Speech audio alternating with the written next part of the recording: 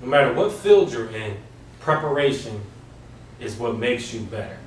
You know, a lot of people say practice makes perfect, but I've continued to say to all of my children who I coach is perfect practice makes perfect.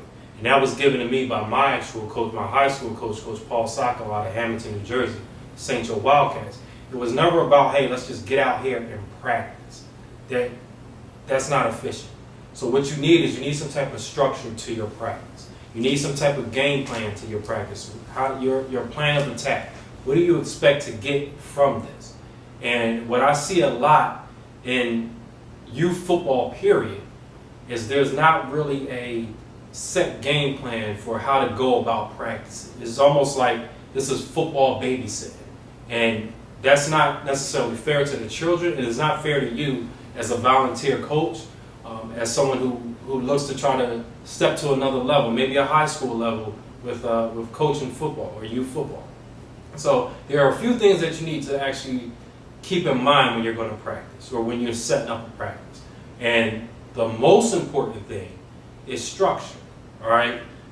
The majority of the time, and I know there are some leagues that allow girls to play football, but the majority of the time you're dealing with young boys. And young boys need structure, plain and simple. All right. The more principle that you teach to them, the more fundamental things that you teach to them, the further along that will go with them throughout their life. That's why you hear a lot of pro players talking about the impact of their youth football coaches. It's because at that point in their life, that's who introduced structure to them. That's who introduced a game plan on how you need to prepare in order to become successful. And football is a sport that relates a lot to regular life. So if you are successful, you give a child a good game plan on how to prepare, they can take that not only on the football field, they can take that in how they approach their regular week of class, how they approach their first job at like a Burger King or a KFC or something, which is where I first started off at. So if you just give them some type of structure, that's actually going to benefit them a lot. So let's talk about practice structure or structured practice. All right. Again, I tell you, I see a lot of teams out there who just say, hey, practice is at 6 o'clock, it's going to 8 o'clock, let's get out here and let's just run around. That's not going to get you what you're actually looking for from practice. So one of the main things that I think is needed in youth football is an actual practice schedule. Now, I didn't get a practice schedule really until I got to college. You know, even at St. Joe's in Hamilton, New Jersey, it's a very successful school. All right, very successful football program, but the structure of the practice wasn't actually known to the children or to us players. It was known by the coaches. What I'm saying is you need to let your players know what the structure is. And let's talk about my structure that we had in college. All right, we would come in, and again, I played for the Catholic University of America down in Washington, D.C. At the time that I played, my head coach was Tom Clark, who now I believe coaches for the University of Liberty. My D-back coach at that time was a guy by the name of John Butler, who went on to coach for the University of Texas. So I've been around good people or people who've given me solid fundamentals in order to transfer that information to you. So our practice schedule started like this. You came out, of course, everybody knows that when you come out to practice, the first thing you do is stretch. So calisthenics is the most important thing. Don't get these kids out coming from school. We know that they're very athletic or they have a whole lot of energy and they're just used to running around. Get them used to becoming a team, sitting and stretching together. Go through your calisthenics. Don't cheat them at all.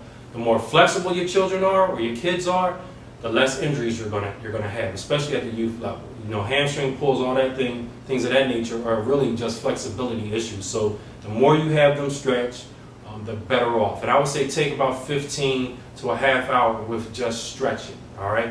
So if you want to say practice starts at 6 and you want your kids to be there at 5:45 to start stretching, then you know that's up to you. Pop Warner gives you 2 hours a day, 3 times a week. So however you want to break up your 6 hours, that's what you do. All right. So start off with your calisthenics. All right. From calisthenics, I would say you go on into your position drills. All right. So after we break the entire team down and say, hey, all right, you go off to your position coach. And we're going to work on whatever needs that need to be done. So, your offensive linemen to head on over with the O-line coach. Your DBs your DBs and safeties, head over to your D-backs coach. Your linebackers be by themselves with the linebacker coach. The D-line and O-line normally actually work together because they feed off each other. So that's just something that you can implement. Do your position drills. And after your position drills, you want to go to an install period. All right. So normally how it works in college is you go to your position drills. We work on techniques that we're going to use in this week's game plan. All right. So you go from your install. From install, we then go to from position drills. We then go to install because we're saying I'm looking for these specific techniques. Now I'm going to put in. We're going to install what we're doing, and I need to see how you use those techniques that we just taught you. So you go again. We're going to start off with calisthenics, followed by position drills, followed by install.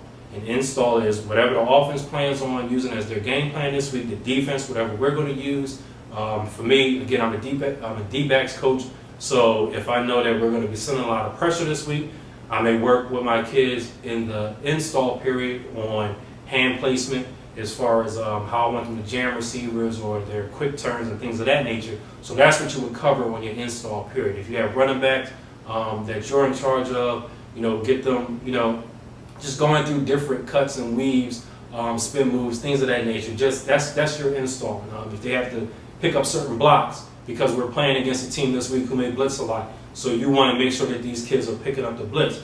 And I don't want to get too far ahead of you because you may say, okay, well, he's talking about stuff that's dealing with college, but it's not necessarily the case. Football is football, all right? So there is nothing wrong with you giving this child knowledge that's going to make him a better player. There's nothing wrong at what level you want to do that.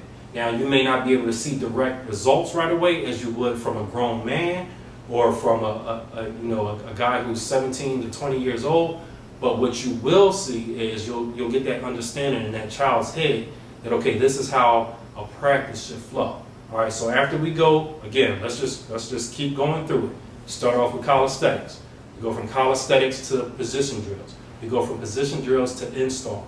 What's after install? After install is your team period. So now we're going to put all the pieces together and say how do we look as a unit with what we just learned. And that's your team period. A lot of guys, it would be beneficial if you take those type of areas so that you can point out any weaknesses that needed to be addressed right away. That goes back to what we said at the beginning of this, which is practice makes perfect, or perfect practice makes perfect. If you're going to continue to practice a bad habit, at some point that bad habit is going to be the default that your child is used to. All right, so the quicker we can correct that bad habit through film study or however you want to critique yourself during the practice procedure, the better off your child will be, the better off your team will be. All right, so after we go to team and we work, now however much you want to do that, if you want to do that for 30 minutes, you want to do it for 45 minutes, that's up to you. But we always finish our practice with conditioning. And that's key because if you can't, if you're not used to fighting through being tired, or you can't work in the fourth quarter, nothing that we just did matters. You can be great.